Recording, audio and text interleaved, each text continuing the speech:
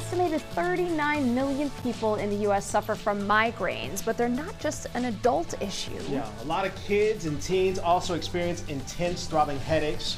Other symptoms can include migraines.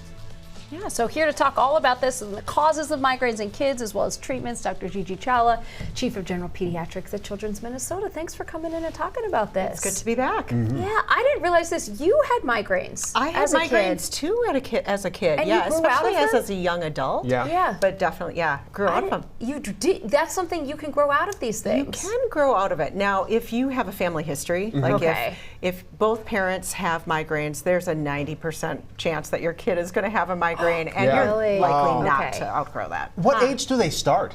Yeah, migraines can start even in young childhood. So, you know, kids in elementary school, for example, probably 10% have had a migraine at some time. And in the teenage years, you can see up to 30% of kids with migraines. So it is relatively common in childhood. You talked about genetics just a little bit, but are there any other triggers that can cause migraines? Yeah, definitely. So, you know, first of all, biology, right? Yeah. So we talked about the genetics of your family history. If you are a boy, kids who are under like prepubertal, it's much more common in boys, Really? honestly. But then after puberty, it switches to being more common in girls. And then lots of things can accelerate or trigger migraines. Things like foods, right? So chocolates or cured meats and aged cheeses, dyes, aspartame, things like that can be a trigger.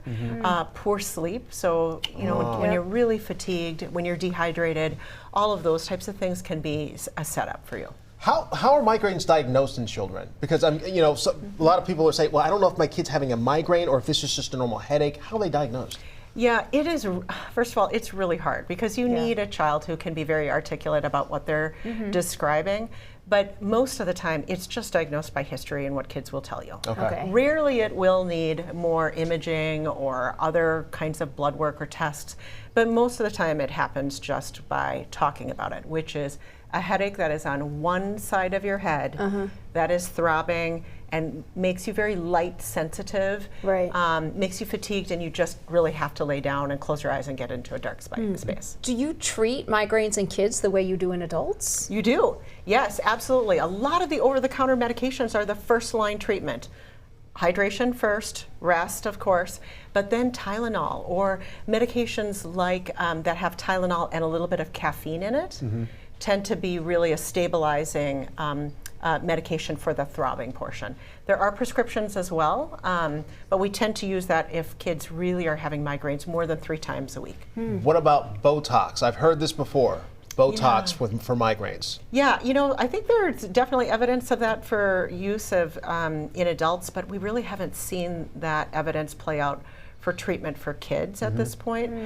So I think we would really lean on some of the daily habits that really can ameliorate those headaches, and then the over-the-counter treatment still. All right. Wow. Well, interesting stuff. Dr. Dr. Gigi, Gigi. thank you.